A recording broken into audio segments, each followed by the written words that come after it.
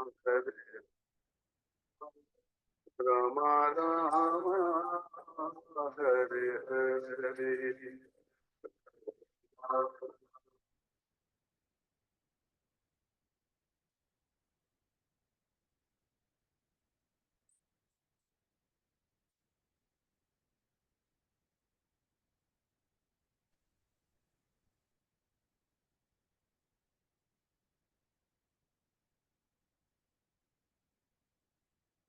राधे राधे आप सभी को।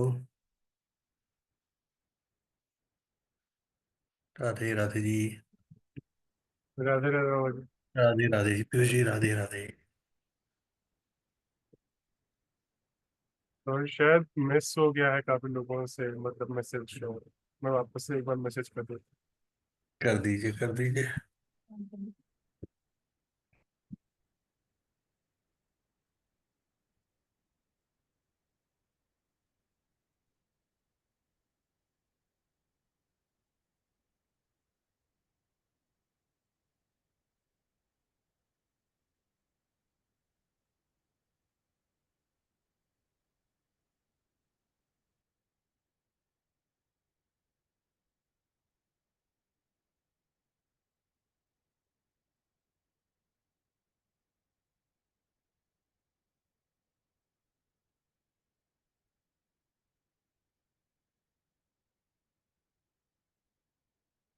स्टार्ट करें अपन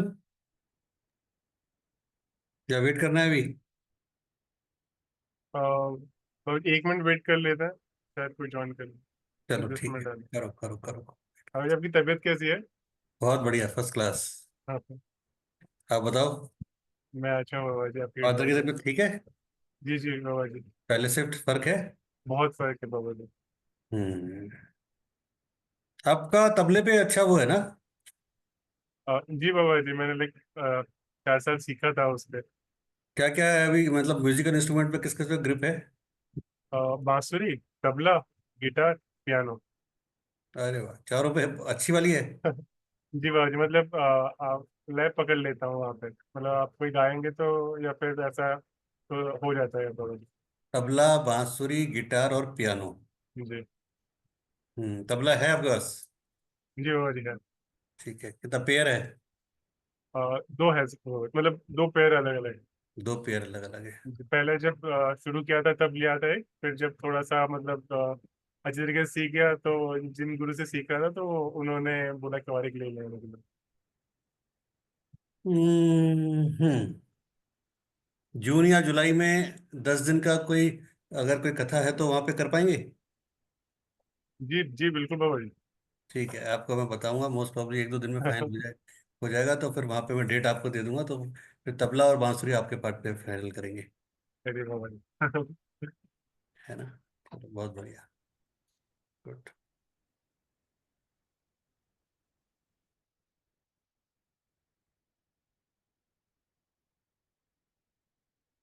अपन स्टार्ट करते हैं, देखते हैं, फिर जो आएंगे ज्वाइन कर लेंगे। जी गीत। बाबा जी।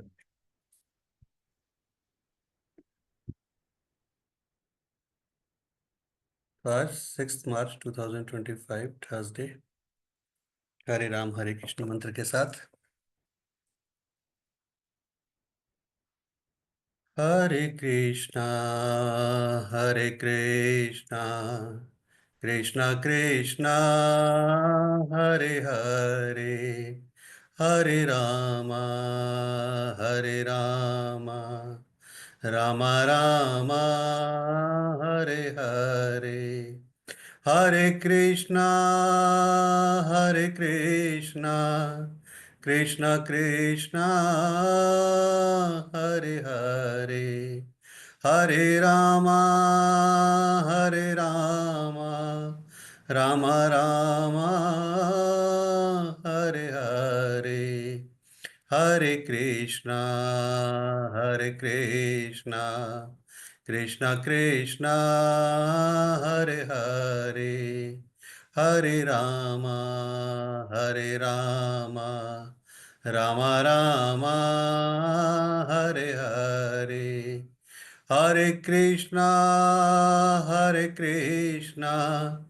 कृष्णा कृष्णा हरे हरे, हरे रामा हरे रामा राम राम हरे हरे, हरे कृष्णा कृष्णा कृष्णा हरे हरे, हरे रामा राम राम हरे हरे, हरे कृष्णा कृष्णा कृष्णा हरे हरे, हरे रामा राम राम हरे हरे। ओम नमो भगवते वासुदेवाय, ओम नमो भगवते वासुदेवाय, ओम नमो भगवते वासुदेवाय, ओम नमो भगवते वासुदेवाय, ओम नमो भगवते वासुदेवाय, ओम नमो भगवते वासुदेवाय, ओम नमो भगवते वासुदेवाय। गुरु ब्रह्मा गुरु विष्णु गुरुदेवो महेश्वर, गुरु साक्षात परब्रह्म, तस्मै श्री गुरुवे नमः, तस्मै श्री गुरुवे नमः, तस्मै श्री गुरुवे नमः।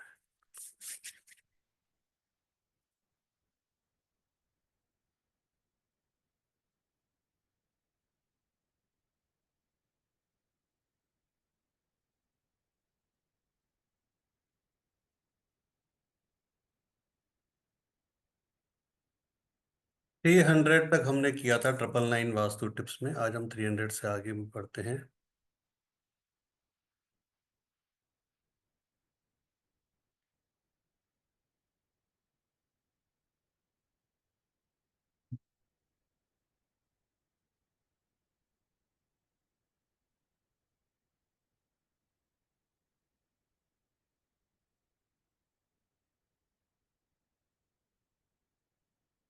चलिए।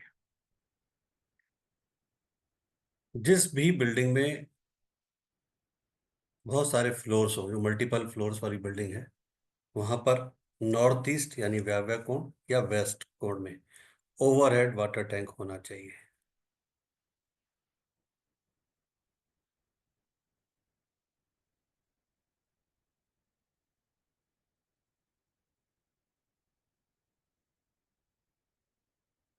आपने एक चीज देखी है कि कई बार वाटर एलिमेंट क्या होता है, किसको पता है वाटर एलिमेंट क्या होता है? तो किस सेंस में क्या होता है? मतलब वाटर एलिमेंट कहाँ होना चाहिए, अगर वास्तु आप पढ़ रहे हो तो वाटर एलिमेंट किस डायरेक्शन में होना चाहिए? वेस्ट डायरेक्शन में। वेस्ट में? मतलब वो वरुण देव का प्रतीक होता है, तो इसीलिए शायद। अगर हम लोग अंडरग्राउंड वाटर टैंक बनाएंगे तो किस डायरेक्शन में बनाना चाहिए? नहीं आइडिया नहीं। हाँ श्रेया।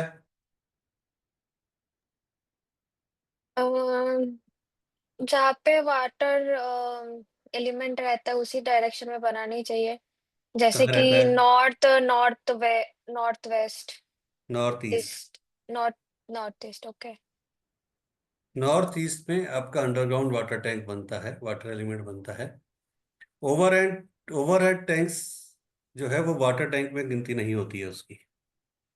जो आपकी छत के ऊपर रखा जाता है उसकी वाटर एलिमेंट में गिनती नहीं होती है। जो आपके अंडरग्राउंड में होता है उसकी वाटर टैंक में गिनती होती है। ओके। जिस तरफ भी आपके घर के सामने सड़क है, उस दिशा में अगर आप मल्टीपल स्टोरी में रह रहे हैं या आपका इंडिपेंडेंट फ्लैट भी है, इंडिपेंडेंट हाउस भी है, तो बालकनी उसी दिशा में बनानी चाहिए जहाँ पे सड़क हो। यानी जब आप बालकनी में खड़े हो तो आपको सड़क दिखनी चाहिए। ठीक है। आपके जिस कमरे में अलमारी हो, विशेष तौर पे कौन सी अलमारी? जो कि आपके पैसे की अलमारी है, उस कमरे का रंग हल्का होना चाहिए, जैसे क्रीम या सफेद। एक इससे अलग हटके बात कर रहा हूं, अचानक ध्यान आया। नॉर्मल आज की तारीख में जो सबसे ज्यादा जो केसेस आते हैं वो आते हैं रिलेशनशिप डिस्टर्ब है। क्यों होती है रिलेशनशिप डिस्टर्ब? उसका रीजन ये है, हम लोग डार्क कलर आपको ज्यादा अट्रैक्ट करता है। आप देखना ब्लैक कलर आपको एकदम अट्रैक्ट करता है ना, ब्लैक सूट कोई पहन लेता है या कुछ भी पहन लेता है। जब आप लोग अपने बेडरूम में अपनी डबल बेड के ऊपर डार्क कलर की बेडशीट बिछाते हो, ब्लैक, ब्लू, इस तरह की डार्क, तो रिलेशनशिप डिस्टर्ब होते हैं।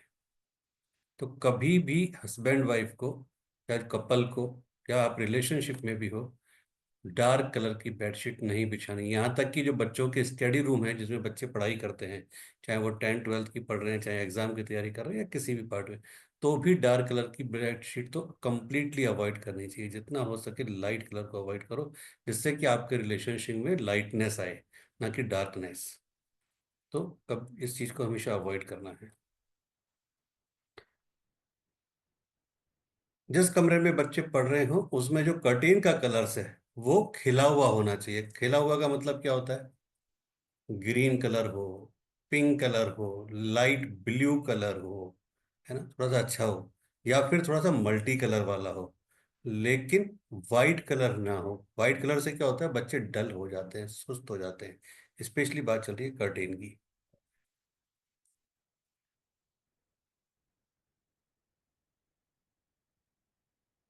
जिस घर में खाना बनाने के साधन अधिक हो वहां धन कई जगह से आता है।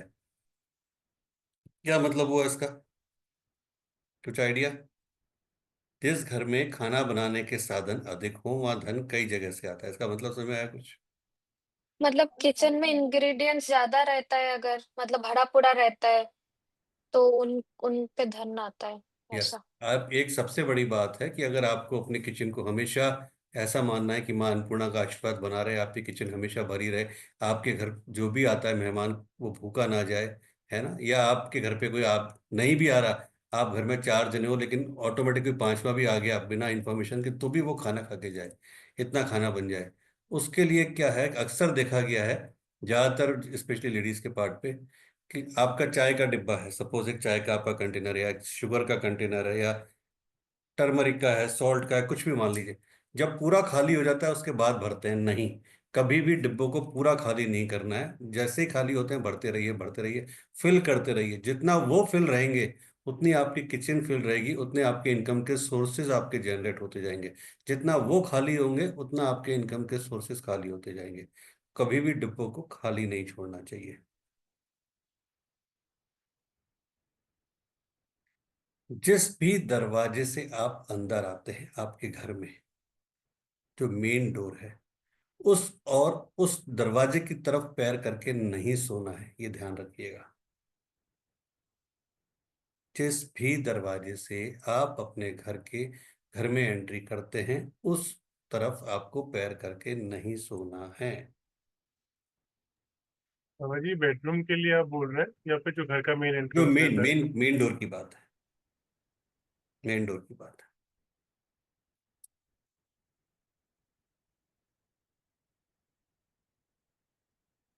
क्यों नहीं सोते हैं पैर करके, कुछ रीजन पता है इसका? क्योंकि उस घर से लक्ष्मी आती है, या फिर जो भी हम जिनको भी बुलाते हैं, अच्छा, उस आप जिनको भी तरक्की आता है। आप जिनका भी आह्वान करते हो, जिनको भी आप बुलाते हो, वो नाराज हो जाते हैं, इसलिए उनकी तरफ पैर करके नहीं सोना है। जो भी बिल्डिंग जिसके नॉर्थ और ईस्ट में सड़क है, अगर आपका फ्लैट, आपका घर ऐसा है कि आपके नॉर्थ में रोड है सामने या ईस्ट में रोड है, उसमें रहने वाला फैमिली मैक्सिमम तौर पे ये माना जाता है कि हेल्थी रहती है और उसके पास कैश का फ्लो अच्छा रहता है।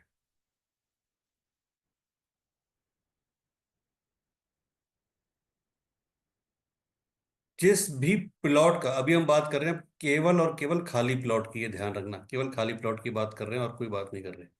जिस भी प्लॉट का नॉर्थ पार्ट टोटल प्लॉट की साइज से थोड़ा सा नीचा होता है, उस प्लॉट को बहुत लकी माना जाता है।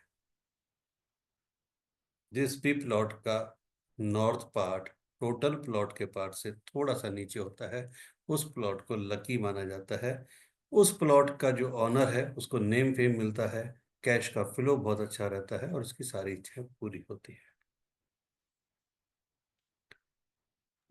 जिस भी प्लॉट का साउथ या साउथ ईस्ट कॉर्नर अगर ऊंचा है और नॉर्थ वेस्ट का कॉर्नर नीचा है तो भी वो प्लॉट बहुत अच्छा माना जाता है।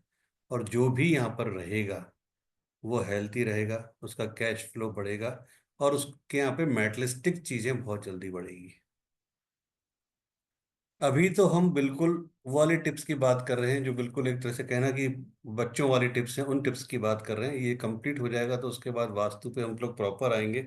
और जब वास्तु पे आएंगे तो आप देखेंगे कि कितनी बड़ी चीजें हैं कि आपकी लाइफ में जो डेली आप फेस कर रहे हैं, चाहे वो हेल्थ का प्रॉब्लम हो, रिलेशनशिप का हो, कैरियर का हो, मनी का हो, कैसे आपके घर में ही बहुत सारी चीजें डिस्टर्ब है। जो आपके सामने आएंगी तो आपको पता लगेगा कि आप सामने वाले को देखते हैं कि आप सामने वाले को देख के बता पाएंगे कि हाँ उसके घर में क्या चीज, केवल व्यक्ति को देख के उसकी बात करने से आप उसको बता सकते हो कि आपके घर में ये डिस्टरबेंस है।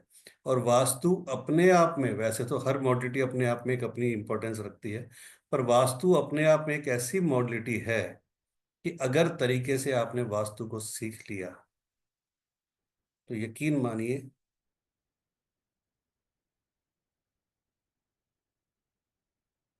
महीने के 4 से 5 लाख रुपए आप कहीं नहीं छोड़ेंगे। मैं 1 लाख की बात नहीं कर रहा हूँ। क्योंकि आज की तारीख में सबसे बड़ी जो प्रॉब्लम है वो प्रॉब्लम क्या है, जैसे बीच में एक फेस आया था कि प्रॉपर्टी का बूम आया था कोविड से पहले। तो एक सब्जी वाला भी प्रॉपर्टी डीलर था जो आपको सब्जी बेचने आता है आपके घर के बाहर, आलू ले लो, टमाटर ले लो, उसके पास भी 4 प्लॉट होते थे। एक पान वाला है उसके पास भी 2 प्लॉट होते थे। और जो कटिंग कराने जाते हो आप उसके पास भी, हर कोई प्रॉपर्टी डीलर, एक मिनिस्टर भी प्रॉपर्टी डीलर, एक आईएएस भी प्रॉपर्टी डीलर। सेम मॉडलिटीज को पढ़ लेना बहुत आसान है पर उसमें एक्सपर्टाइज करना, वो सब करना, वो बहुत टिपिकल है।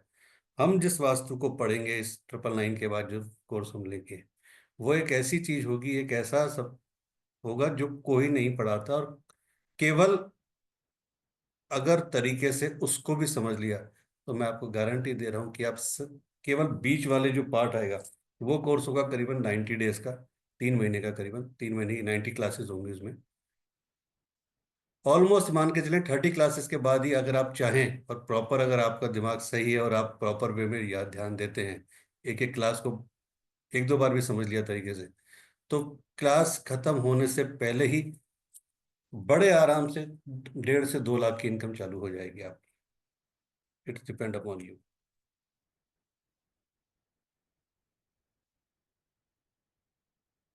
श्रेया क्या सोचने लगी? मैं ये सोच रही हूँ कि क्लाइंट मिलना तो मुश्किल ही है ना सर। हाँ। सबके किस्मत में होता का है क्लाइंट मिलना सर।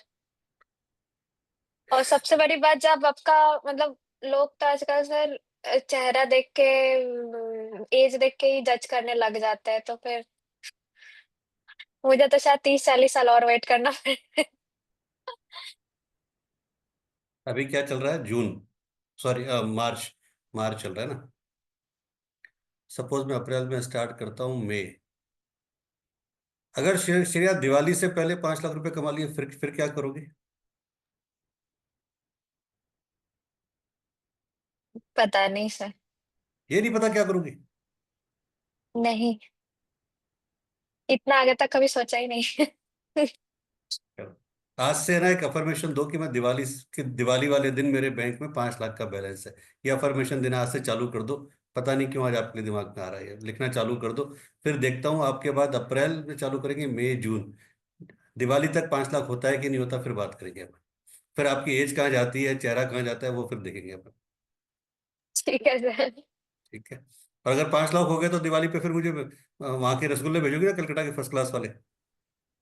सर अगर सर मैं तो आपको इधर लेके ही आ जाऊंगी। ठीक है। चलो ठीक है। रसगुल्ले हाँ, खिलाना बढ़िया बात है, ठीक है चलो। एकदम। राधे राधे, संतोष। जिस प्लॉट का, खाली प्लॉट की बात चल रही है अभी, जिस प्लॉट का ईस्ट, नॉर्थ ईस्ट और नॉर्थ एक मीडियम लेवल पे है, और north west, west, south west, south south east ऊंचा है, वहां पर जो भी व्यक्ति रहेगा एक तो उसकी एज बहुत लंबी होगी, घर में पीस रहेगा और उसका कैश का फ्लो बड़ा रहेगा। लेकिन इन सब के बावजूद भी देखिए, वास्तु अपनी जगह है, एस्ट्रोलॉजी अपनी जगह है, न्यूमरोलॉजी अपनी जगह है, सबसे बड़ी जो चीज आती है वो है आपके कर्म। कर्मा से ऐसा नहीं होगा कि वास्तु 100% है और वहां पर आप रोज गलत से गलत काम कर रहे हो, फिर आप कहोगे साहब रिजल्ट नहीं आ रहा। कर्म सबसे इंपॉर्टेंट पार्ट है। तो कर्म अगर सही है तो ऑटोमेटिक सारी चीजें, और जब कर्म सही होंगे तो आपको जो प्रॉपर्टी मिलेगी वो भी वास्तु के अकॉर्डिंग मिलेगी, या कोई भी चीज मिलेगी वो ऑटोमेटिक सही मिलेगी। और कर्म डिस्टर्ब हो गए तो वो सही होते हुए भी आपको गलत जगह पे ले जाएगी। जिस प्लॉट का ईस्ट कॉर्नर नीचे की तरफ होता है और वेस्ट कॉर्नर ऊपर की तरफ होता है, वो भी शुभ होता है। और ऐसे प्लॉट पर जो भी मकान बना के रहता है उसको भी सारी फैसिलिटीज मिलती है। जिस प्लॉट का ईस्ट कॉर्नर नीचे होता है वो भी शुभ माना जाता है, उस व्यक्ति को भी मेटलिस्टिक सुख सारे मिलते हैं। जिस भी प्लॉट के नॉर्थ और ईस्ट में दोनों दिशाओं में सड़क हो, उसकी बाउंड्री वॉल में दोनों दिशाओं से आप एंट्री गेट बना सकते हो, यानी आप नॉर्थ से भी एंट्री दे सकते हो, ईस्ट से भी एंट्री दे सकते हो, यानी दो दो एंट्री गेट दे सकते हो। और दोनों ही शुभ माने जाते हैं और दोनों ही अपने आप में बहुत अच्छे माने जाते हैं। जिस प्लॉट के चारों तरफ सड़क होती है, यानी आपका प्लॉट सेंटर में आ गया, आपके चारों तरफ सड़क है, वो प्लॉट बहुत शुभ माना जाता है और अच्छे प्लॉट्स की कैटेगरी में आता है। ऐसे प्लॉट में जो भी व्यक्ति रहता है उसको फाइनेंशियल बहुत अच्छी ग्रोथ होती है, हेल्थ वाइज बहुत अच्छा होता है, और मेटलिस्टिक सुख जो वो नहीं सोचता वो वाले सारे सुख उसको मिलते हैं।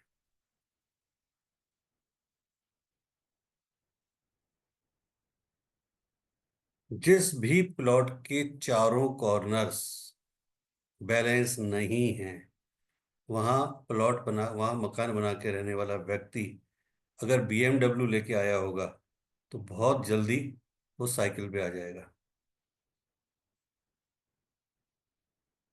अगर वो किसी कंपनी का CEO होगा तो बहुत जल्दी वो अपने लिए 10,000 रुपये की जॉब ढूंढ रहा होगा।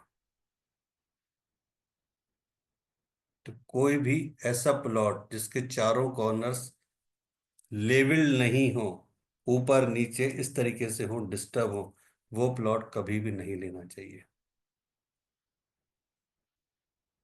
जिस भी प्लॉट पर आपको अपनी बिल्डिंग बनानी है, चाहे वो आप as a builder multi storey building बना रहे हैं दूसरों को रहने के लिए, या आप अपना पर्सनल इंडिपेंडेंट हाउस बना रहे हैं, बहुत अच्छा एक वास्तु का एक फंडा है कि अगर पॉसिबल है तो वहां कुछ दिनों के लिए कोशिश करें, मिनिमम 11 डेज के लिए गाय और बछड़े रख दीजिए, केवल 11 दिन के लिए। अब आप कहेंगे गाय बछड़े कहाँ से लाएं? तो जो भी डेयरी वाले हैं जो मतलब गाय बछड़े रखते हैं उनसे रिक्वेस्ट कीजिए कि 11 दिन के लिए प्लीज इनको मेरे प्लॉट पे बांध दीजिए, और जो भी कुछ चार्जेस हो मैं आपको चार्जेस दे दूंगा। तो मान जाते हैं।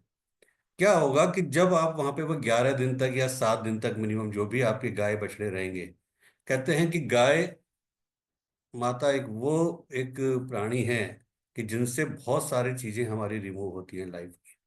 तो जब वहां पर वो गोबर और उनका जो मूत्र होगा उससे पूरी भूमि जो भी उसमें कुछ नेगेटिविटी होगी, कुछ भी चीजें होंगी, ऊपर का कुछ गलत तरीका होगा, कुछ और भी कुछ नेगेटिव से नेगेटिव चीजें उसके अंदर होगी, वो सारी प्योर हो जाएंगी। कहते हैं ना, गौमूत्र आप डालो तो गौमूत्र से पूरी चीजें प्योर हो जाती है। वास्तु के अनुसार भूमि में कितने ही दोष हों उसके प्रभाव से सारे दोष खत्म हो जाते हैं। और जब वो वाले दोष खत्म हो जाएंगे तो फिर आप जो मल्टी स्टोरी बिल्डिंग एक बिल्डर बना रहा है उसके फ्लैटों की बुकिंग फटाफट होगी, उसके प्लॉट की बुकिंग फटाफट होगी। या आप अपने लिए बना रहे हो तो आपके भी यहाँ पे बहुत अच्छा कैश फ्लो होगा। अगर आप स्कूटर पे आए हो तो बहुत जल्दी आपके पास 4 व्हीलर होगा, या जो भी चीजें आप मेटलिस्टिक सोचते हो वो सारी चीजें आपको मिलेगी। गुरुदेव एक क्वेश्चन था। दो करो जी।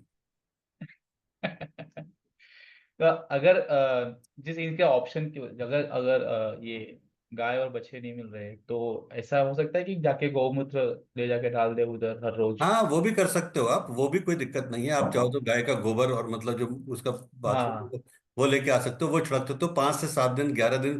पर अगर वो खुद रहती है तो एक खुद रहने की एनर्जी कुछ और होती है। एक, खुद हाँ, जब अलग रहती है तो वो क्वालिटी। सारी चीजों को वहां से ना ऑब्जर्व कर, सारी वहां से खींच लेती है सारी। ओके गुरुदेव। लेकिन हाँ, अगर आप ये भी करते हो तो कहते हैं ना कि something is better than nothing. अच्छा। तो वो वाला पार्ट आपका काम करेगा, कोई दिक्कत नहीं है। सर, मैं एक क्वेश्चन पूछूं? हम्म। सर मेरे को ये पूछना है कि लाइक मतलब बोलते हैं कि सारे देवी देवता गौ माता में वास करते हैं, या फिर गोविंद को भी बहुत प्रिय है गो गाय माता। तो फिर मतलब इसका रीजन क्या है कि गौ माता ही क्यों? और भी तो मतलब पशु पक्षियां हैं जो कि दूध भी देते हैं और लाइक मतलब काम में आता है, फसल उगाने में भी बहुत, लाइक गौ माता में क्या स्पेशलिटी है? और ये भी बोलते हैं कि मनुष्य जन्म से पहले गो हम मतलब यो योनि मिलता है वो गाय का मिलता है, उसके बाद वो मतलब इंसान बनता है, मतलब लास्ट पशु तो गाय ही होते हैं सब, उसके बाद इंसान योनि में आते हैं। तो फिर गाय का इतना महत्व क्यों है लाइक? और सांड का भी नहीं है, ऊन का भी नहीं है, गाय मतलब फीमेल गाय का ही क्यों है इतना? फीमेल। आपने बोला कि बाकी पशु भी दूध देते हैं, कौन कौन से पशु दूध देते हैं, जरा नाम बताओ। भेड़ बकरे भी तो देते हैं ना। भेड़, बकरी और? और सारे पशु ही देते हैं जो वो होते हैं लाइक गुरुदेव भैंस। भैंस, हाँ शायद देते हैं। हम्म, भैंस का कलर क्या होता है? ब्लैक। गाय का कलर? सफेद। वो तो सफेद भी ब्राउन। होते हैं, और ब्राउन भी होता है, बहुत सारे मतलब ब्लैक भी ब्लैक, होता है। ठीक है। ग्रेइश भी होते हैं। गाय, सबसे बड़ी बात कहाँ से आई, सबसे बड़ा जो बात है, गाय आई कहाँ से, गाय माता आई कहाँ से? आई थिंक ये समुद्र मंथन। समुद्र मंथन से, करेक्ट। Very good. समुद्र मंथन से आई है ना। और वो समुद्र मंथन से जब निकली, इसके लिए उनका तो महत्व वो इतना। समुद्र मंथन से निकली हुई चीज आप सोच के देखें, माँ कामधेनु, है ना। काम नहीं। वो अपने आप में इतनी पवित्र, इतनी वो कि लोग बाग, मतलब जिस घर में कामधेनु हो, है ना, या जो भी है, वहां पर ऑटोमेटिक प्रॉस्पेरिटी रहती है, ऑटोमेटिक आशीर्वाद रहता है। और समुद्र मंथन से निकली हुई चीज कामधेनु को समस्त देवी देवताओं ने आशीर्वाद दिया था कि जिस भी घर में आपकी पूजा होगी, जिस भी घर में आपका नाम लिया जाएगा, जिस भी घर में आपको डेली पूजा जाएगा, वो घर हमेशा धन धान से भरा रहेगा, या वहां पर कभी कोई उस तरह की हारी बीमारी नहीं आएगी। तो ये आशीर्वाद दिया गया कि जो भी आपकी सेवा करेगा, आपको तरीके से रखेगा, उसके सारे दुख दर्द दूर होंगे। ओके, तो मतलब हम ऐसे सारे गौ माता को कामधेनु के रूप से ही हम यह उनको मतलब सारे, देखना चाहिए? सारी जो गाय माता है भाई, देखो कामधेनु तो एक ही है ना, आप एक बात को समझो। कामधेनु तो एक ही है ना। आप सभी को, जो भी है, आज अगर किसी के फादर मदर नहीं होते, ऐसे मान के चलो किसी के फादर मदर नहीं है किसी बच्चे के, तो आप क्या मानते हो कि भाई मेरे फादर इन लॉ, मेरी मदर इन लॉ, या इक्विवेलेंट टू जो उनकी एज के हैं, आप उनको वही रेस्पेक्ट देते हो? करेक्ट। यार, इनमें तो मैं मेरे फादर को देखता हूँ, मेरी मदर को देखता हूँ, या मुझे ऐसा लगता है कि इनकी वाइब्रेशन से कि मेरी मदर ही है ना। तो वो क्या है, वो भी तो आप उनको तो सेम उसी तरीके से हम हर गाय को जो भी है उनको वही मानते हैं कि ये माँ कामधेनु है। और ये आपका भाव है, जब आप उस भाव से मान के चलते हो तो ऑटोमेटिक चीजें आपके लिए काम करती है। तो सर कलयुग में गौ माता को ऊपर इतना अत्याचार क्यों होता है? लाइक अगर इतना ये महत्वपूर्ण है और दूसरे रिलीजन अगर सब सनातन धर्म से ही आए, तो दूसरे रिलीजन में उनका इतना अनादर क्यों होता है? उल्टा उनको मार के भी खाते हैं। तो ये उन रीजन लोग क्या बिलीव नहीं है? करते ना उसमें, उसका रिलीजन के हिसाब से लोग एक, बिलीव बट नहीं सब करते कुछ का कि। सोर्स तो भगवान ही है ना, चाहे कोई भी करेक्ट। रिलीजन का हो। बट उनका ऐसा क्यों है? और साथ में कलयुग में गौ माता का इतना पीड़ा क्यों है? लाइक अभी तो कलयुग स्टार्ट ही हुआ, अभी से ही इतना पीड़ा है, तो एंड में तो शायद वो लुप्त ही हो जाए। बट अभी इतना पीड़ा है उनको, और ऐसा उनके लिए नहीं हम है क्या कि कर अभी अभी, सके? ऐसा नहीं है ये पीड़ा अभी है। ये सब जो हमारा जब वो था ना सतयुग, तब भी पीड़ा थी, आज भी पीड़ा है। उस समय हमें पता नहीं था, आज हमें पता है, मीडिया ने इतना ज्यादा वो कर दिया। दूसरी बात, करेक्ट। सबसे बड़ी बात क्या होती है कि आपको क्या पढ़ाया जा रहा है, क्या लिखाया जा रहा है, वो सबसे इम्पोर्टेंट। आज मैं एक वो देख रहा था कोई वीडियो, उस वीडियो में था, किसी ने भेजा था मुझे कि सर ये देखो, तो किसी मदरसे में, मतलब जो मोमेडन्स का स्कूल है, वहां पे ये पढ़ाया जा रहा था, टीचर पढ़ा रहे थे कि बच्चों को बोल रहे थे दिवाली क्या है, तो उन्होंने बोला कि शैतानों का त्योहार। होली क्या है, कि शैतानों का त्योहार। वो क्या है, शैतान। आप बच्चों के माइंड में बचपन से ही क्या वो डाल। सब कर रहे हो, है ना, कंटिन्यू वो ये कर। आजकल थोड़ा ये आप हो क्या रहा है। क्या कभी आपके फादर मदर ने या जिस भी स्कूल में आप गई हो, जो भी आपने कॉलेज में पढ़ाई की है, क्या कभी टीचर ने आपको बोला कि ईद क्या है, शैतानों का त्योहार, रमजान क्या है, शैतानों का त्योहार? कभी नहीं बोला ना, क्योंकि हमारे यहाँ वो चीज ही नहीं है सिखाना। हम वो चीज, हमारे लिए सब इक्वल है, हम सबको प्रॉपर देख रहे हैं। उनकी टेंडेंसी वो है, उनकी सोच वो बन गई है। तो इस तो सर तो फिर तो सर मतलब अगर उनके धर्म ग्रंथ में ऐसा नहीं लिखा है जो भी उनका है, ठीक है ना, वो तो अगर वैसा है तो फिर तो वो तो खिला मतलब तो फिर उनका इतना वर्चस्व जो भी है और भगवान के इच्छा से ही ये चीज फैला है ना, ऐसा तो नहीं कि वो ऐसे ही एक रात में फैल गया। तो ये जो भी चीज है ये तो फिर मतलब अन्याय होने दे रहा है ना गौ माता के ऊपर, एंड ये जो भी डेमोनिक दिखाया जा रहा है सनातन धर्म को और भी चीजें। एक चीज तो ध्यान रखना, ये श्रेया, अगर हाँ सर। हर चीज के दो पहलू होते हैं, फ्रंट और बैक। जहाँ लाइट है वहाँ डार्कनेस होगी, जहाँ वाइट है वहाँ ब्लैक होगा। अगर मॉर्निंग में सनराइज होता है पूरे दिन में, अब तो नाइट में ऑटोमेटिकली सनसेट भी होता है और फिर ऑटोमेटिक डार्कनेस भी होती है, जहाँ सारे गलत काम भी होते हैं। ये हर चीज का पहलू है। तो जहाँ अच्छे लोग हैं वहाँ बुरे लोग भी हैं, जहाँ देवता है वहाँ दानव भी हैं। आप ही के घर में देख लो, एक आप हो जो इस एज में ही अभी से ईश्वर के प्रति विश्वास है, श्रद्धा है, या आप इस तरह की पढ़ाई कर रही हो। एक हो सकता है आपके कजन में देखो, या आपके बराबर की कोई, जो कोई आपके रिलेटिव में कोई लड़की होगी, वो केवल रोमांस और इमरान हाशमी टाइप मूवी या पॉर्न मूवी, और वो सब उसमें इन्वॉल्व होगी, है ना। क्यों ऐसा भाई? आप क्यों ईश्वर की तरफ इस तरह देख रही हो? क्यों आप पॉर्न मूवी नहीं देखती? क्यों आप बाकी सब चीजें नहीं देखती? वो भी तो आपकी कजन ही है, आपके बराबर की है। उसका माइंड सेट वो हो गया, ईश्वर ने उसको किसी और उद्देश्य के लिए भेजा है, आपको किसी और उद्देश्य के लिए भेजा है। और ये सब हम्म। जो अनबैलेंस वाली कंडीशन आती है ना, वो किस लिए आती है? कि जब तक आप उस चीज को देखोगे नहीं, आप कैसे लोगों को समझाओगे, या कैसे आप सीखोगे कि क्या सही है और क्या गलत? अगर सब कुछ हाँ, सही सही होगा, सब कुछ सही होगा, तो फिर तो कुछ कोई आदमी सीख ही नहीं पाएगा ना। तो फिर इस चीज में हमें कैसे रिएक्ट करना चाहिए सर, अगर हमारे आंखों के आगे ऐसे पशु मर रहा है या फिर कुछ हो रहा है? जैसे कि हमारे बंगाल में तो सर गली गली में संडे हो मंडे कभी भी लाइक मतलब मुर्गियों को काटना मतलब दिखता है और बहुत पीड़ा भी होती है, बट मैं ना तो मेरे पास इतना सामर्थ्य है और ना तो मैं कुछ कर ही नहीं सकती, तो मुझे बहुत पेन होता है। और गौ माता ऐसे घूमते हैं लाइक कचरे में से खाना खाती है, कुछ नहीं कर सकते, बस प्रे कर देते हैं भगवान के आगे कि उनको आप अब कुछ आप अब शेल्टर आपको दे दीजिए और क्या कर आपको दीजिए। जवाब देता हूँ। माइंस समझती हो? माइंस क्या होता है? माइंड्स, दिमाग, मन। माइंस का मतलब जो पहाड़ होते हैं ना, पहाड़। Coal mine. अच्छा माइंड्स, ओके माइंस, ओके, हाँ हाँ। माइंस है ना। हाँ हाँ। एक माइंस होती है मार्बल की माइंस, एक माइंस होती है ना, अलग अलग माइंस होती है, ठीक है। हाँ करेक्ट। एक पहाड़ का टुकड़ा है, आप ऐसे मान लो, एक बहुत बड़ा स्टोन है, बहुत बड़ा स्टोन है, उस स्टोन को काटा गया। जब उसके काटा तो उसके दो पीस हो गए। एक पीस तो कहाँ लगा? आपके घर के टॉयलेट में, हम्म। और वो आपकी टॉयलेट सीट बन गया, जहां पर आप रोज अपनी गंदगी डालती हो। और एक पीस कहाँ लगा? वो एक पत्थर की मूर्ति बन गया, जो आपके घर में, आप ही के घर के मंदिर में आप उसको रोज पूजती हो, माला पहनाती हो। पीस एक ही है, उसी माइंस का पीस है।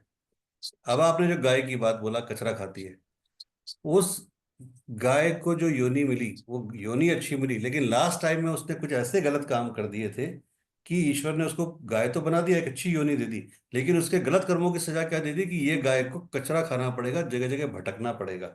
और जिस दिन वो उसके पाप कर्म उस गाय के खत्म हो जाएंगे, उस दिन देख लेना, कोई अच्छा व्यक्ति उसको ले जाके बांध लेगा, किसी अच्छी गौशाला में पहुंच जाएगी, वहां प्रॉपर अच्छी चीजें खाएगी।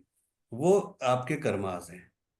तो सर पशु पक्षियों में भी कर्मास का यस। रहता है? आपको क्या लगता है कि पशु पक्षी में कर्मास काम नहीं करते? पूरा करते हैं। मतलब जो इंसान गलत कर्म करके पशु योनि में फिर से डाउन जाते हैं तो उनके लिए वो ऐसा है, और कुछ तो जैसे कि 84 लाख जर्नी में घूमते घूमते ही लाइक इंसान बनते हैं, तो उसमें तो पशु का कोई दिक्कत मतलब पाप नहीं रहता ना, वो तो मतलब उनका भी चल ही रहा है, अभी तो इंसान बने ही नहीं। और जो इंसान बन के गलत कर्म करके पशु बने हैं उनके लिए आप बोल रहे हो कि ऐसे कर्म है कि वो हाँ, ऐसा कर रहे हैं? बिल्कुल सही बात है। ईश्वर ने आपको मौका दिया, आपको एक अच्छा इंसान बना दिया, लास्ट में आपने कुछ कर्म अच्छे किए, आपको अच्छा इंसान, आपको मनुष्य मतलब एक आदमी की एक ह्यूमन बॉडी दे दिया आपको। उन्होंने सोचा अच्छा करेगा, लेकिन फिर आपने आगे बिगाड़ दिया, फिर आपको अगले जन्म में जाके फिर कुछ ना कुछ, कोई गलत पशु पक्षी बनना पड़ेगा, या कुछ गलत बनना पड़ेगा आपको। तो उनके लिए अगर हम देख रहे हैं तो हमें कंपैशनेट तो होना चाहिए सर, जो भी कर्म करे जैसा भी करे, हमें तो वो एम्पैथी लाना चाहिए, नहीं तो हम फिर मनुष्य कैसे, अगर हम उनको देख के भी अगर हम यही सोचे कि गलत देखो, कर्म किया इसलिए मैं उसका आपको फल एक मिल चीज रहा है। समझाता हूँ, देखो एक चीज समझाता हूँ।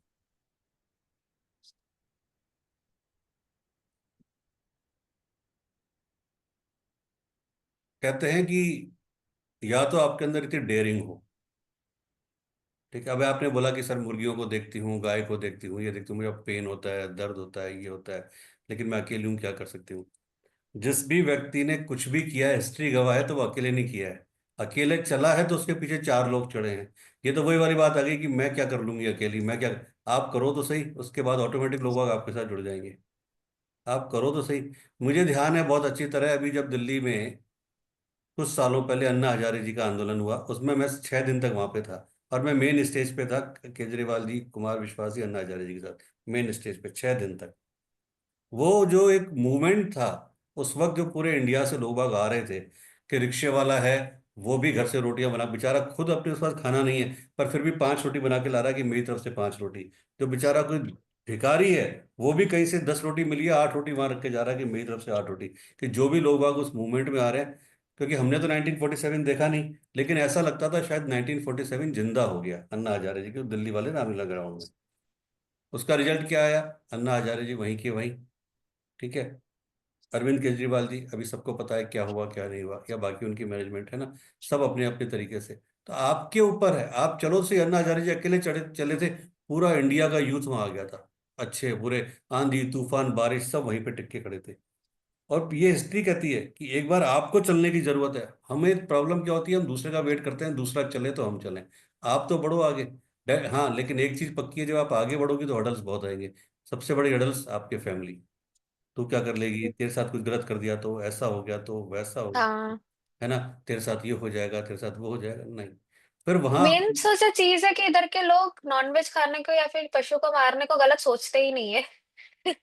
वही सबसे मेन बड़ी बात। दिक्कत यही बात है ना, नहीं तो फिर तो लोग मतलब अगर उनका कष्ट उनको दिखे, जब दिख रहा है कष्ट तब तक याद है, हाँ हाँ उनको कष्ट हो रहा है, उसके बाद भूल जाते हैं खाते वक्त। कोई बात नहीं। तो बस प्रे ही कर सकते हैं प्रे इसके कर सकती है, अलावा। कुछ नहीं कर सकते। तो अगर आप प्रे भी करते हो तो वो भी आपका कर्म है, बहुत अच्छा काम कर रहे हो, प्रे भी कर रहे हो। क्या पता आपकी प्रे से कोई एक गाय भी बच गई, कोई एक मुर्गी भी बच गई, तो भी वो आपके बहुत अच्छे कर्मास में लिखा जाएगा कि श्रेया की प्रेयर से एक मुर्गी बच गई, एक गाय बच गई। पता नहीं जो सर मेरे प्रेयर में इतना जोर है कि नहीं, बट मैं प्रे करती हूँ और मैं ऐसा नहीं भी नहीं, बोलती हूँ कि जोर। अगर उसके किस्मत में कटना लिखा ही है भगवान, तो कम पीड़ा दीजिएगा, जितना पीड़ा होना चाहिए उससे कम ही दीजिएगा, क्योंकि अगर कटना लिखा ही है एटलीस्ट पीड़ा तो आप कम ही कर सकते हो, क्योंकि ये चीज तो आपके हाथ में है। हम्म। जी पीयूष जी। और ये एक जब श्रेया बोल रही थी तो एक चीज अपने ध्यान में है कि जब मेरे जो मांसाहारी दोस्त हैं उनके साथ वार्तालाप होती है, तो वो एक चीज पे काफी मतभेद होती है हमारी। मैं जब उनको बोलता हूँ कि आप पीड़ा देते हैं, मतलब पशुओं को पीड़ा देते हैं और कैसे मतलब आप दूसरों का भला सोच सकते हैं, तो उनका वो कहना रहता है कि आप भी तो पेड़ों को मारते हैं, उनमें भी तो जान रहती है, वो तो चीख भी नहीं पाते, तो मतलब आप तो हमसे ज्यादा हिंसक हो गए हैं। तो तब मैं मतलब मैं हक्का बक्का रह जाता हूँ, मतलब बात उनकी भी एक तरीके से सही है, उनमें भी जीवन रहता है। तो मैं वो नहीं समझ पाता बाबा जी, मतलब मैं विरोध क्या नहीं कर बोलते रहा। हो कि आप पेड़ों को मारते हो? हाँ, आप पेड़ों की जान लेते हैं, आप उनको जड़ से उखाड़ देते हैं। आप जो गाजर मूली जो भी खाते हैं, वो भी तो उनके में भी जीवन रहता है, वो भी तो कम्युनिकेट कर पाते हैं, ये तो साइंस प्रूव भी कर चुका है, ऐसा वो बोलते हैं। हम्म। तो आप उनको मारते हो तो फिर आपको बुरा नहीं लगता, और आप हम पे क्वेश्चन करते हो, तो मैं तब नहीं समझ पाता कि मैं क्या होता है। कौन से पेड़ पौधों को मारते हो आप, जरा बताओ मुझे। वो हर कोई चीज के बारे में बोलते हैं, जैसे आप गाजर निकाल लिया आपने खेतों में, हर एक ठीक है। गाजर में हर एक चीज रहता है। या फिर आपने जैसे नीम की टहनी तोड़ दी, या फिर अनार के फल तोड़ लिए, तो पेड़ कहाँ काटा हमने, मुझे ये समझाओ, पेड़ का काटा? वो तो फल आया, फल आपने तोड़ा है ना, पेड़ जी कहाँ बिल्कुल। काटा?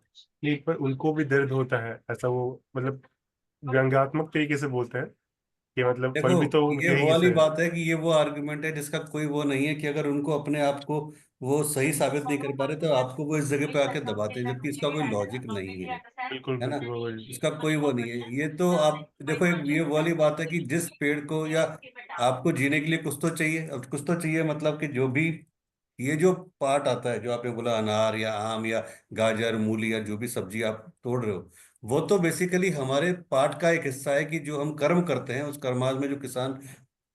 अब आप कुछ भी मत तोड़ो, फिर तो किसान भूखा मर जाएगा। फिर आप क्या खाओगे? फिर तो कुछ खा ही नहीं सकते ना। फिर आपका आपका बचा क्या खाने के लिए? हम कोई भी ऐसी चीज नहीं खा रहे जिसमें कि कोई व्यक्ति तड़प, मतलब जिसमें कोई जीव तड़प रहा है, जिसकी आत्मा को कष्ट हो रहा है, या उसके साथ वाले किसी को कष्ट हो रहा है। जैसे एक एग्जांपल लेता हूँ, दो मुर्गी के पेयर वहां पे गए, हस्बैंड वाइफ है, या एक माँ और एक बेटी है। नहीं पता ना, मुर्गी मुर्गी तो एक साथ है सारे उसके अंदर, पिंजरे के अंदर। आपने काटा माँ को, बच्चा देख रहा है वो तड़प रहा है। आपने काटा बच्चे को, माँ देख रही है वो तड़प रही है, उसकी आंखों में आंसू आ रहे हैं। ऐसा तो नहीं हो रहा ना आप एक अनार को तोड़ रहे हो, दूसरे अनार की आंखों से आंसू आ रहे हैं? ऐसा तो नहीं हो रहा ना। वहां तो कोई ऐसी चीज नहीं है। सर इसमें और एक चीज बताओ, जब भी पीयूष से आपका ऐसा कोई कुछ बोले ना, आप बताना कि जो पशु पक्षियों का जो न्यूरॉन है वो ह्यूमन जैसा है। तो उनको काटने में जितना पेन होता है, हमें कोई अगर दर्द होता है काटने से, सेम पेन होता है। वो मतलब जो नर्वस सिस्टम है जो भी वो है, वो जटिल है ह्यूमन जैसा। बट जो पेड़ पौधे होते हैं बेसिकली उनका सिंपल रहता है। उनको जब काटते हो ना, तो उनके उधर से खून निकलता है ना कुछ निकलता है, पहली बात तो। और दूसरी बात तो एक पेड़ से बीज गिरता है तो हजारों पेड़ उगते हैं, बट अगर एक मुर्गी को आप काटते हो तो उस आधे मुर्गी से कुछ नहीं निकलता। तो दैट इज द नॉनसेंस वो जो बोलते हैं, ठीक है, इसका कोई लॉजिक नहीं होता। और अगर उन्होंने बायोलॉजी पढ़ी है या फिर उनको साइंस का नॉलेज है, तो उनका भी यही बताना कि जब कोई पशु पक्षी को हम काटते हैं, उनका न्यूरॉन्स ह्यूमन जैसा होता है। आपका अगर एक उंगली काट दे, जितना पेन होगा एक मुर्गी को वैसा ही पेन होगा। वो पेड़ को नहीं होता है। उनका और रिसेप्टर्स अलग है, और पशु पक्षी ह्यूमंस का रिसेप्टर्स भगवान ने वैसे भी अलग ही मैं आपको एक बनाया है। बात बताऊं पीयूष जी, कि अगर आप किसी अच्छे फार्मर्स को जानते हैं या कुछ भी जानते हैं, तो सनातन धर्म की अगर हम बात करते हैं, यहाँ तक कि अगर आपके घर में तुलसी का पेड़, मतलब गमले में पेड़ तुलसी माता भी लगी हुई है ना, अगर आप एक पत्ता भी तोड़ते हो तो उसके लिए भी एक चीज कही गई है कि आप पहले उससे परमिशन लेते हो कि मैं आपको नारायण के चरणों में अर्पण कर रही हूँ, या मैं आपको प्रसाद के रूप में अर्पण कर रहा हूँ, इसलिए मैं आपको तोड़ रहा हूँ और इसको प्रसाद के रूप में वो कर रहा हूँ। ऐसा नहीं हो रहा कि आप उसको वैसे ही कर रहे हो। ठीक है। तो बकायदा आप उसको रेस्पेक्टफुली परमिशन लेते हो फिर तोड़ते हो।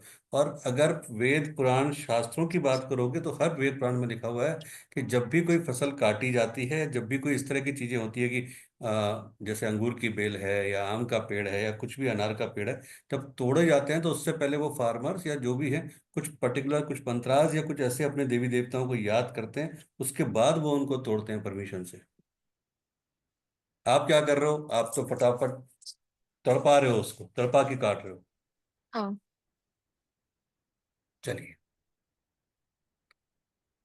जिस भी प्लॉट की नींव खोदते समय गलती से गोल्ड, सिल्वर, कैश या कुछ और ऑर्नामेंट्स अगर निकल जाते हैं तो वो प्लॉट बहुत शुभ माना जाता है। लेकिन अगर इसके सेकंड पार्ट को देखते हैं कि जिस भी लैंड की नींव को खोदते समय वहां से कोयला निकलता है, बाल निकलते हैं, बाल जानवर के भी हो सकते हैं, बाल इंसान के भी हो सकते हैं, हड्डियां निकलती हैं, वो भूमि टोटली अशुभ है और वहां गलती से भी मकान नहीं नहीं नहीं बनाना चाहिए। अदरवाइज क्या होगा उस मकान को बनाने से बताऊं? उस मकान को बनाने से ये होगा कि जब आप रहोगे, जब आप मुहूर्त करोगे, जब आप शिफ्ट करोगे, तो आपको ये लगेगा एक टाइम के बाद, एक टाइम का बाद कि मतलब जैसे जैसे डार्कनेस बढ़ेगी, सनसेट होगा, छत पे कोई है, किसी के पैरों की आवाज आ रही है, ऐसा लग रहा है किसी ने दरवाजा बंद किया है, ऐसा लग रहा है कोई चल रहा है, ऐसा लग रहा है कि कोई नीचे गया है, ऐसा लग रहा है कोई ऊपर गया है, ये प्रॉब्लम्स आएंगी और ये परमानेंट प्रॉब्लम्स है। तो कभी भी इस तरह के प्लॉट्स को नहीं।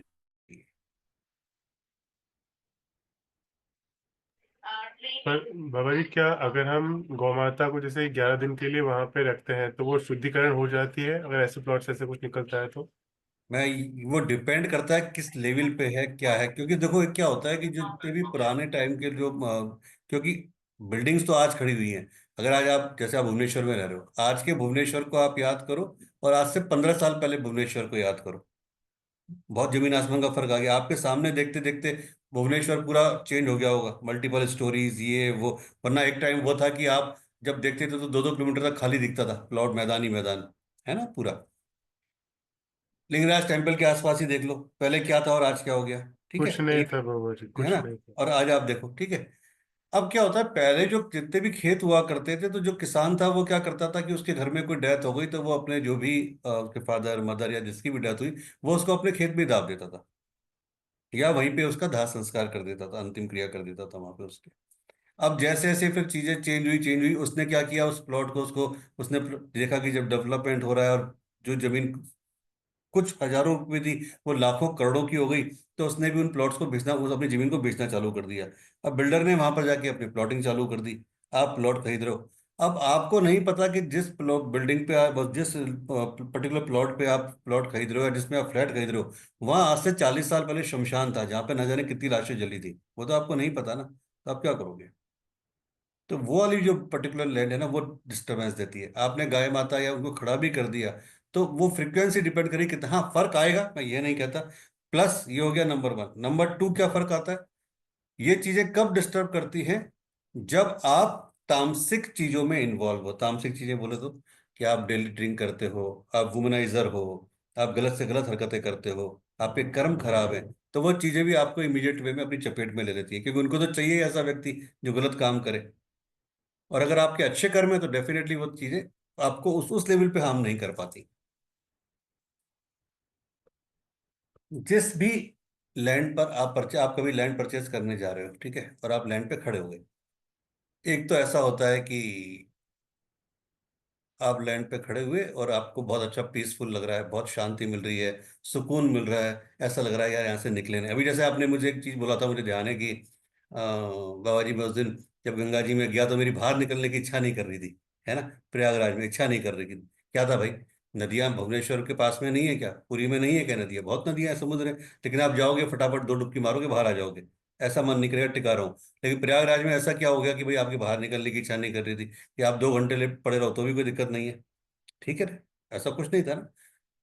उस जगह की वाइब्रेशन, उस जगह की एनर्जीज ने आपको पकड़ लिया, है ना, वो आपने कैच कर ली, तो आपकी इच्छा नहीं कर रही थी, वो आपको एक अंदर से पीस दे रही थी, सुकून दे रही थी, ऐसा लग रहा था पता नहीं मैं कहाँ गया, है ना, क्या मिल रहा है मुझे। लेकिन वहीं अगर उसकी जगह आपको बेचैनी होने लग जाती, एंजाइटी होने लग जाती, स्ट्रेस, सिर दर्द हो रहा है, तो आप तुरंत वहां से बाहर निकलते, पता नहीं क्या हो रहा है मेरे साथ में।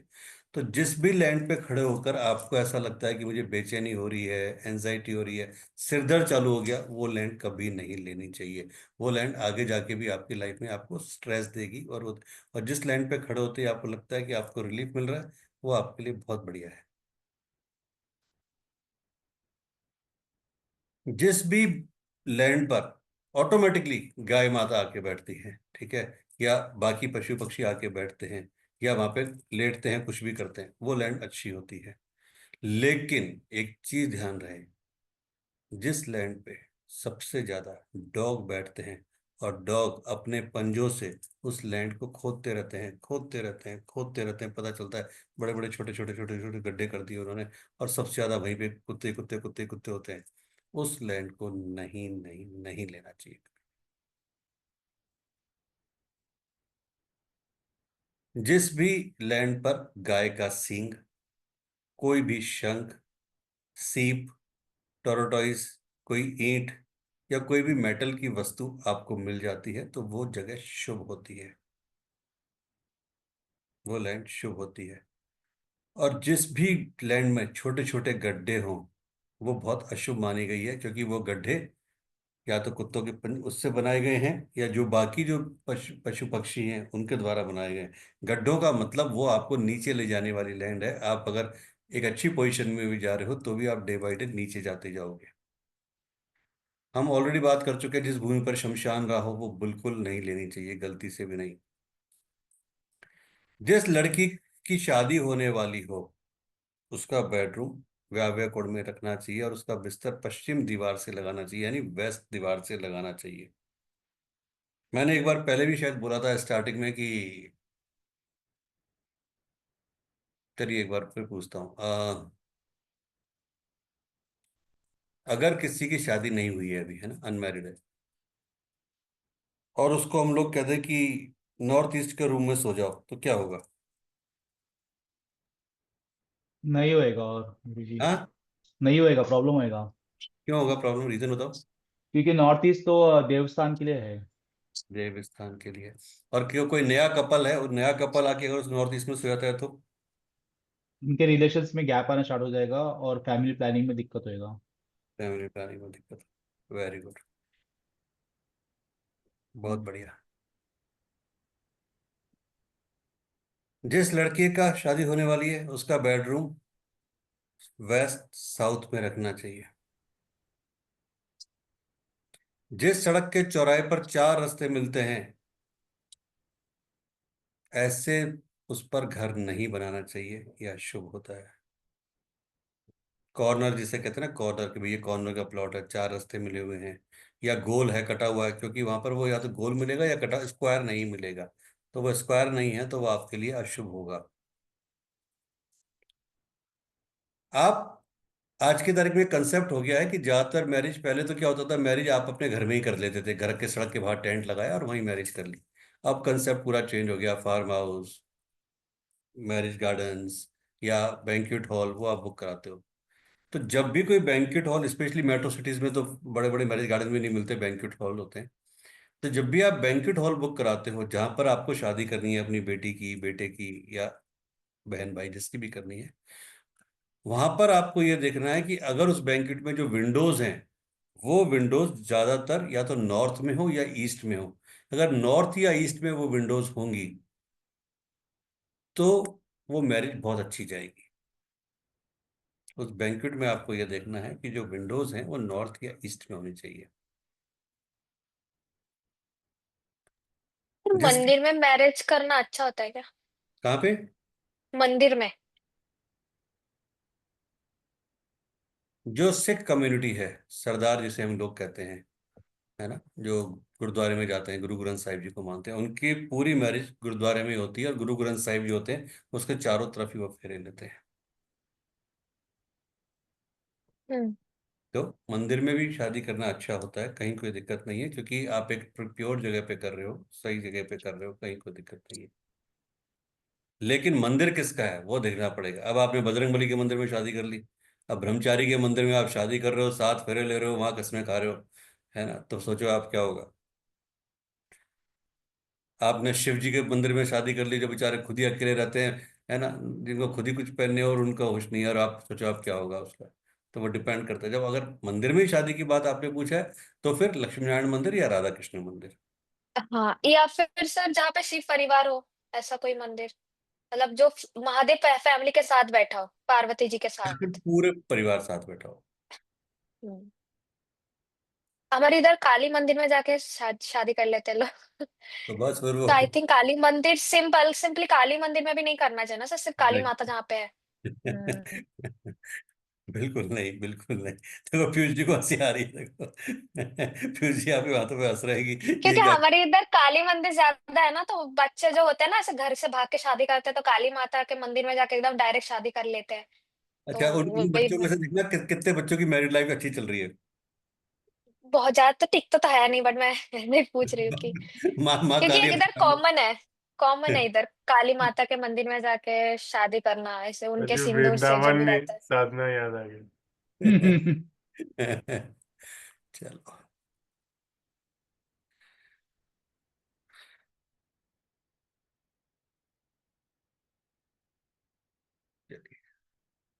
जूते चप्पल कभी भी अपने मेन डोर के सामने नहीं नहीं नहीं उतारने चाहिए। जब भी जूते चप्पल आप अपने मेन डोर के सामने उतारोगे, नेगेटिव चीजें जाएगी। और एक सबसे बड़ी बात है कि आपके घर में 100 में से 100% नेगेटिविटी आपके कपड़ों, और कपड़ों से ज्यादा आपके शूज, स्लीपर, सैंडल्स, इनसे जाती है। तो जब भी कभी बाहर से आते हैं, जूते चप्पल अंदर लेके नहीं जाने हैं। हाँ, अगर आपकी आदत में है कि मैं तो स्लीपर पहन के रहता हूँ जी, मैं तो बिना स्लीपर के नहीं रह सकता, तो ये करें कि घर के बाहर जो शू रह के वहां पर जो बाहर से आए हैं उनको वहां रखें, और घर में घुसते ही जो भी आपके अंदर रखे हुए हैं उनको पहने। पर अंदर बाहर से आए हुए जूते चप्पल अंदर लेके ना जाए, अदरवाइज सबसे ज्यादा नेगेटिविटीज वहां आती है।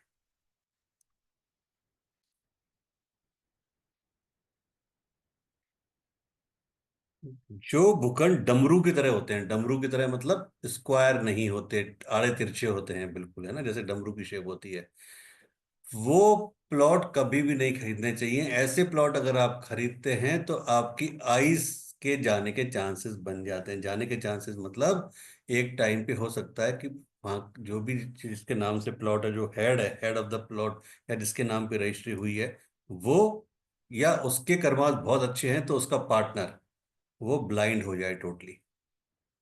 तो कभी भी इस तरह का प्लॉट नहीं लेना चाहिए। सर प्लॉट मिलना भी तो हमारे कर्म के ऊपर है ना, कि हमें अगर ऐसे प्लॉट्स मिल रहे हैं तो कहीं ना यस कहीं ऑफ हमारे कर्म ही तो कोर्स, खींच के ले जा रहा है। अब ये पक्की बात है कि जो भी प्लॉट मिलना, या कोई भी, नॉट ओनली प्लॉट मिलना, आपकी संतान मिलना, आपका लाइफ पार्टनर मिलना, ये सब आपके कर्म के ऊपर ही है, सब आपके कर्मास के हम्म। ऊपर है।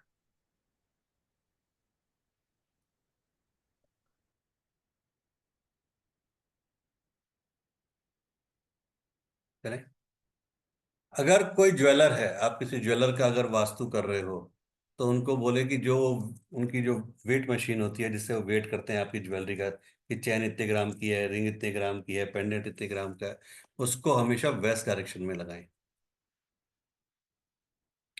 जब भी कोई ज्वेलरी का शोरूम अगर कभी वास्तु करते हो तो कोशिश करें कि वो कंप्लीटली स्क्वायर हो।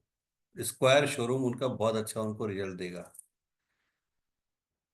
झाड़ फानूस समझते हो क्या होता है? शांडिल्य जो ऊपर टांगते हो आप, सेंटर ऑफ द, है ना, उसके पूरा, अगर किसी घर में लगा हुआ है तो उसको घर के साउथ वेस्ट डायरेक्शन में लगाएं, जिससे कि आपका पर्टिकुलर वास्तु दोष दूर हो। और डेली में इसको 2 घंटे चलाकर जलाना चाहिए। एक चीज और बताता हूँ आपको, इससे गुरु याद आया। आज गुरुदेव के, वो क्या था? हाँ जी, वो अभी आपने बताया, क्या बोला, क्या बताया आपने? रिपीट झाड़ करिए ना एक फानूस बार। जो शांडिल्य होता है, जो अपन टांगते हो ना, जो जो बड़े बड़े जो लगे रहते हैं सेंटर झूम पे, झूमर। झूमर। झूमर। ओके। तो आज की तारीख में क्या हो गया है कि आज की तारीख में मैक्सिमम यूथ, या यूथ बोले या यूथ के पेरेंट्स बोल लें, कोई भी बोल लीजिए, सब लोग 99% मोबाइल पे सब कुछ देखते हैं। चाहे आपने वेब सीरीज देखना है, सीरियल देखना है, ब्लॉग देखना है, इंस्टाग्राम देखना है, फेसबुक, मतलब टीवी या एलईडी तो केवल एक आप टांग देते हो बस लाके, कि कभी बाई चांस इच्छा कर गई आपका, कोई बहुत अच्छा शो आ रहा है ना, तो वो बाई चांस कभी देख लिया, अदरवाइज वो बंद पड़ा रहता है। ये जो बंद टीवी है ना, ये आपके घर में बहुत नेगेटिविटी फैलाता है, या बंद एलईडी बहुत नेगेटिविटी। तो जो भी इस तरह की चीजें हैं आपके घर में, उनको एटलीस्ट चाहे एक एक बार चलाओ, 5 मिनट चला के बंद कर दो, पर चलाना है डेली। क्यों चलाना है इसका रीजन समझा देता हूँ। कोई भी इलेक्ट्रॉनिक आइटम जो आपके घर में है, आयरन है, माइक्रोवेव है, फ्रिज है, कूलर है, वॉशिंग मशीन है, एसी है, ये उसी तरीके से है कि जैसे आप जिंदा कब हो, जब आप सांसें ले रहे हो। अगर आपकी सांसें बंद हो जाएगी तो आप खेल खत्म, फिर नाम नहीं है, फिर बॉडी हो जाओगे, कि बॉडी है इसको हटाओ। सेम, जब तक आप उन चीजों को चला रहे हो उनका नाम है माइक्रोवेव, एलईडी, प्रेस, आयरन, जो कुछ भी। जब नहीं चला रहे हो तो वो डेड है। जैसे ही डेड होंगे वो डेड वाली नेगेटिविटी देना चालू कर देंगी। तो चाहे आप 5 मिनट चलाएं, पर चलाएं जरूर।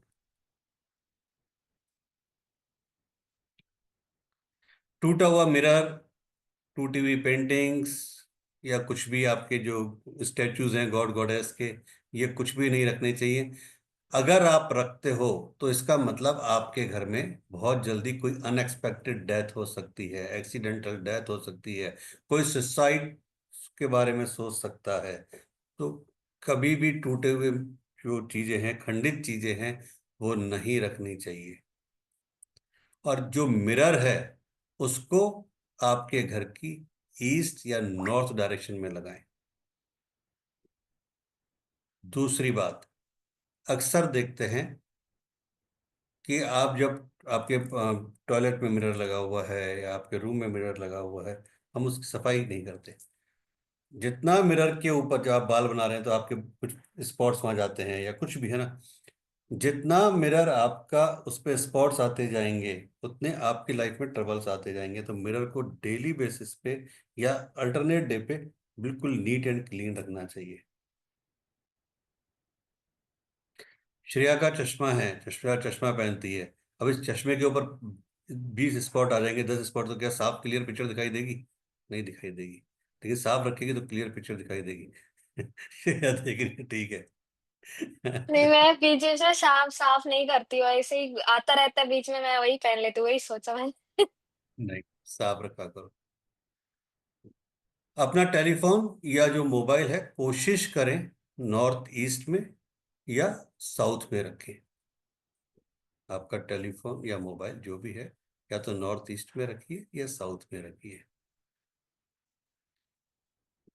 डाइनिंग टेबल की जो चेयर्स हैं, अगर डाइनिंग टेबल है किसी के पास में, तो जो चेयर्स हैं वो हमेशा सिमिलर होनी चाहिए। सिमिलर का मतलब क्या होता है?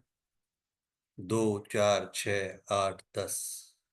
ऐसा नहीं होना चाहिए कि 1, 3, 5, 7, 9। ठीक है।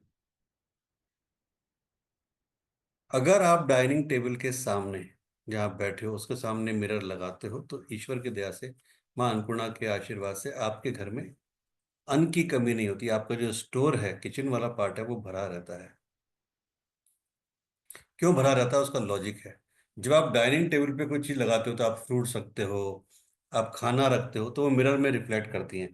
जब मिरर में रिफ्लेक्ट करती हैं तो इसका मतलब वो डबल हो जाती हैं, तो वो चीज मल्टीपल वे में आपके घर में ग्रोथ करती है। चलो एक इसके मिरर आ गया, तो मिरर की एक अच्छी रेमेडी बताता हूँ आपको आज।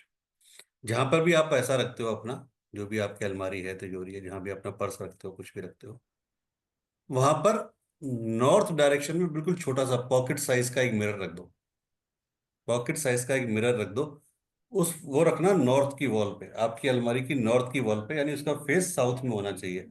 और जो साउथ वाला पार्ट है, मतलब उस मिरर के ठीक सामने आपकी अलमारी में एक 100 रुपए का नोट या 500 रुपए का नोट परमानेंट रख दो, या ऐसा टेप से चिपका दो, ठीक है, जिससे कि उसका रिफ्लेक्शन उस मिरर में जाता रहे डेली।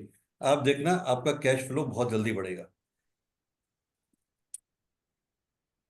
ये सर ये अलमारी के अंदर ही करना है?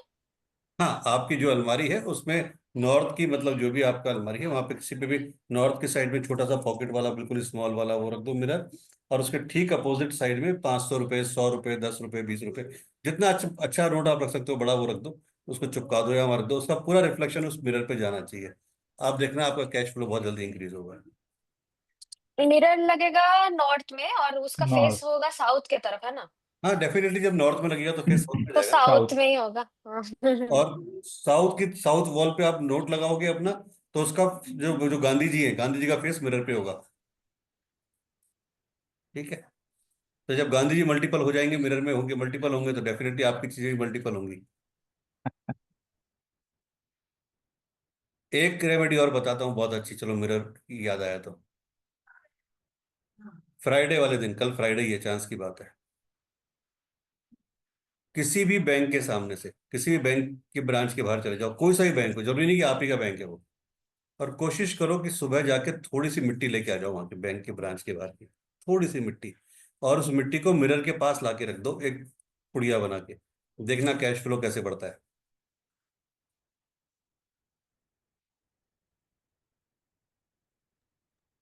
सर पुड़िया किस रंग का होना चाहिए, या फिर मतलब कपड़े में भी? अगर पेपर। रेड कलर के कपड़े में रख दो, मिरर के पास रख दो, रेड कलर के कपड़े पे, रेड में रख दो, रेड कलर। किसी में भी रख दो। सर इत्तू सा थोड़ू सा भी चलेगा? हाँ, इतना सा भी, मिट्टी का मतलब थोड़ी कि आपको 1 किलो मिट्टी लेके आनी है, इतना थोड़ी। इतना सा मिट्टी चलेगा, है ना, हमें तो वो वाइब्रेशन देनी है बस। ओके।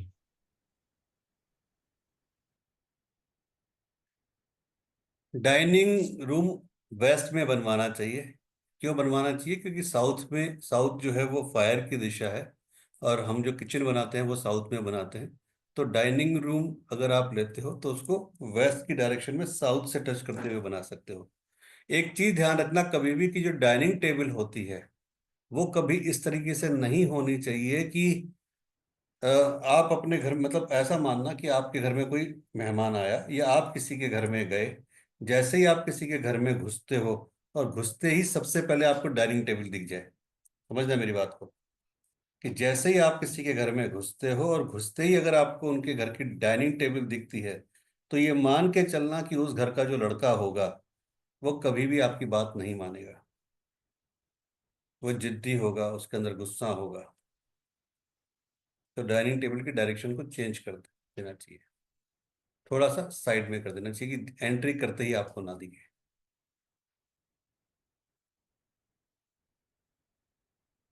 जब भी फ्रिज रखना हो वेस्ट डायरेक्शन में रखो, कि जब फ्रिज का जो बैक साइड है वो वेस्ट में हो, और जो डोर साइड है वो आपका ईस्ट की डायरेक्शन में खुल रहा हो। ठीक है।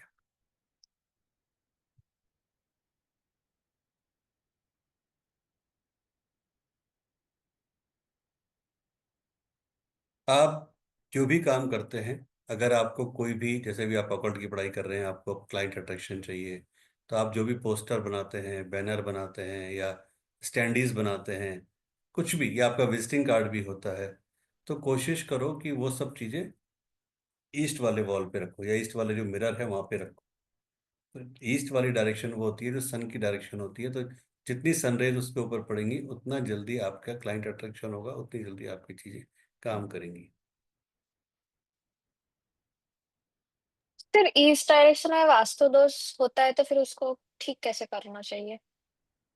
ईस्ट के वास्तु दोष बहुत सारे हैं, किस वास्तु दोष की बात कर रहे हो? जो मेन रहता है सर टॉयलेट का।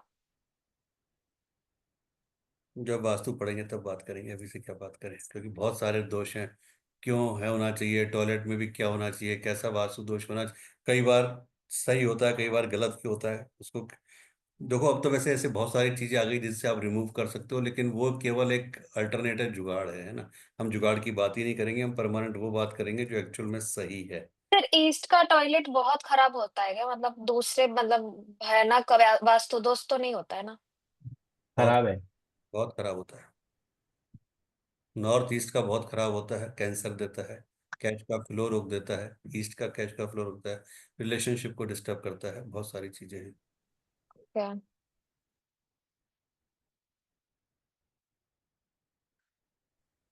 टॉयलेट क्या है? टॉयलेट की अगर सिंपल डेफिनेशन बोले तो टॉयलेट के बारे में कहा जाता है, टॉयलेट कहता है कि मुझे जहां भी बिठाओगे मैं उस जगह की सारी एनर्जीज को खा जाऊंगा। ये बहुत सिंपल डेफिनेशन बता रहा हूँ, कि मुझे जहां भी बिठा दोगे मैं सारी एनर्जीज को खा जाऊंगा। टॉयलेट क्या है? गंदगी है, राहुदेव है ना, वो सारी एनर्जीज को खा जाते हैं। आपने नॉर्थ ईस्ट में बिठा दिया, वो आपके कैश के फ्लो की एनर्जीज को खा जाएंगे, आपके रिलेशनशिप की एनर्जीज को खा जाएंगे। ईस्ट में बिठा दिया, आपकी कम्युनिकेशन खराब हो जाएगी, आपके लोग बाग आपसे कटने लगेंगे, आपको अवॉइड करने लगेंगे, बहुत सारी चीजें, आपके रिलेशन नहीं बनेंगे। तो ऐसी बहुत सारी चीजें हैं जो कि एनर्जीज खा जाता है। टॉयलेट का मतलब सीधा सीधा एनर्जीज को खा जाना। टॉयलेट का बहुत इंपॉर्टेंट रोल होता है। एक बार बेडरूम फिर भी चल सकता है, पर टॉयलेट तो एक ऐसी चीज है कि जो कभी भी नहीं, बहुत सोच समझ के करना चाहिए। और मैं आपको एक चीज बताऊं, एक इतनी गलत चीज हो गई है कि हम बोल जरूर रहे हैं कि 2025 आ गया, हम एडवांस हो रहे हैं, मॉडर्नाइज हो रहे हैं, ये हो रहा है, हमारे बच्चे एडवांस हैं। आप माइनस माइनस और माइनस में जा रहे हो डे बाय डे। आप एक चीज को सोच के देखो, बहुत प्रैक्टिकल चीज बोल रहा हूँ, शायद आप लोगों को याद होगा, या अभी भी याद करो।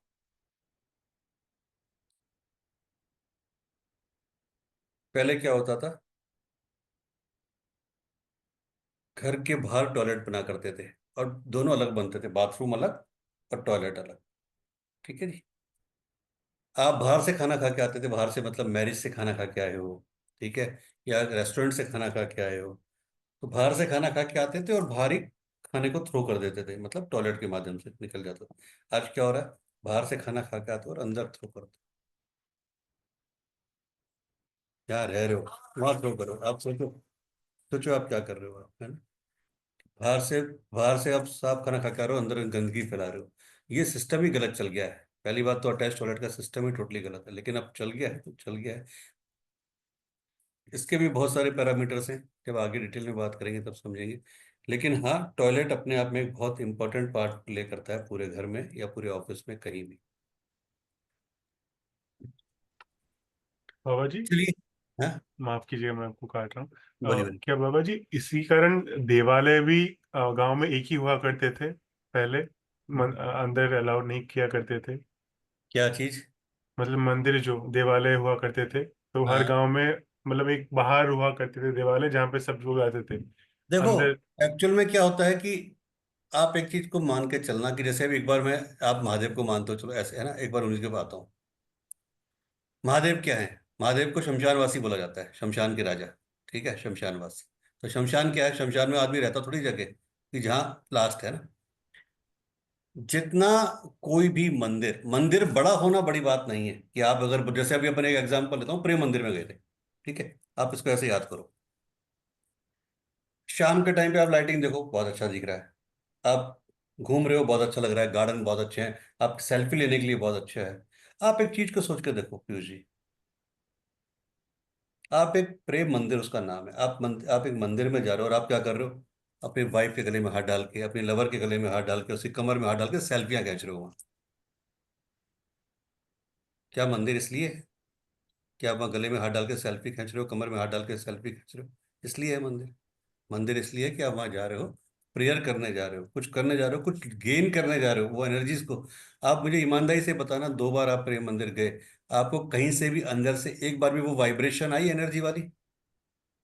नहीं, वो पर्यटन स्थल लगा है है सब। ना? वो मंदिर तो है ही नहीं, वो आपका टूरिस्ट स्पॉट हो गया। टूरिस्ट प्लेस है। है ना कि 99 क्या मतलब 100% लोग बाग केवल सेल्फियां ले रहे हैं, सेल्फियां खिंचवा रहे हैं, इधर से झरने की फलाना ढिमका, ये वो पूरा टूरिस्ट स्पॉट हो गया। वो जो मंदिर, मतलब अंदर जाके कोई देख नहीं रहा कि अंदर कोई राधा कृष्ण जी हैं, या और अंदर भी है तो वहां पे भी सेल्फियां ही ले रहे हैं। है ना? तो वो टूरिस्ट स्पॉट है, आपके अंदर वो भाव ही नहीं आया। जबकि इतना बड़ा मंदिर वृंदावन का, जहाँ नाम पूरा प्रेम मंदिर का दूसरा नाम वृंदावन हो गया, वो एनर्जीज ही नहीं है जो मंदिर की एनर्जीज होती है। कोई फायदा है उसका? फिर तो आप हटा दो ना प्रेम मंदिर, आप कुछ और रख दो ना उसका नाम। क्यों आप रख रहा है, मतलब क्यों आप मंदिर का नाम वो कर रहे हो? करेक्ट। मंदिर चाहे छोटा सा हो, बिल्कुल छोटा सा हो, लेकिन वहां जाते ही आपकी बॉडी में सेंसेशन हो जाए, आपकी बॉडी वाइब्रेट होने लगे, ऐसा लगे कि आप कनेक्ट कर गए, कोई खींच रहा है आपको, शिवलिंग खींच रहा है आपको, वो है मंदिर। तो इसीलिए जो आपने बोला कि पहले गांव में जो होता था या कहीं भी होता था, देवालय एक ही होता था, कि उस एक देवालय दूर होता था जहाँ कोई डिस्टरबेंस नहीं है। आज तो क्या होता है, आप मंदिर में बैठे हो, आपका फोन आ गया और आप हनुमान चालीसा कर रहे हो, हाँ 1 मिनट वापस करता हूँ, मंदिर में बैठा हूँ। ये कोई एनर्जी है? काम कर रही है? आप वहां पे मोबाइल भी है, सब कुछ। मंदिर मतलब जो सब कुछ छोड़ के जा रहे हो आप, सब कुछ वो। तो ये तो अब जगह जगह मंदिर बन गए, वो आपने वो कर दिया, तो कोई मतलब ही नहीं है उनका। चीज तो एक ही होती थी जो काम करती थी। और आज भी जब आप किसी ऐसे सुनसान जगह वाले मंदिर पे जाओगे, तो आप फील करना उसकी एनर्जी लेवल कुछ और होगा, उसका एनर्जी लेवल ही कुछ और होगा। चाहे वो मे बी वो जो एरिया वाइज बहुत छोटा हो सकता है, पर छोटा होते हुए भी उसकी एनर्जी लेवल बहुत हाई होगी।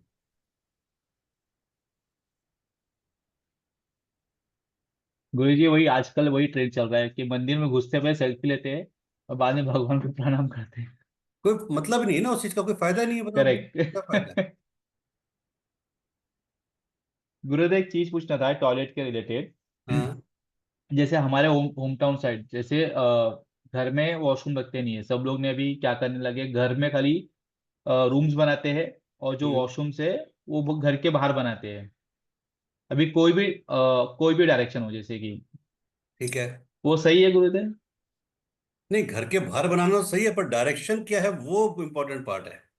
अच्छा, मुझे उधर भी डायरेक्शन देखना चाहिए, ऐसा ऐसा डायरेक्शन मेरे को देखनी कुछ। जाएगा, डायरेक्शन देखा जाएगा। ओके। क्योंकि अभी हमारे घर में होम टाउन में बनने वाला है, बट वो बाहर ही है। तो मेरे ख्याल से ईस्ट वेस्ट वेस्ट डायरेक्शन बनाने वाले हैं।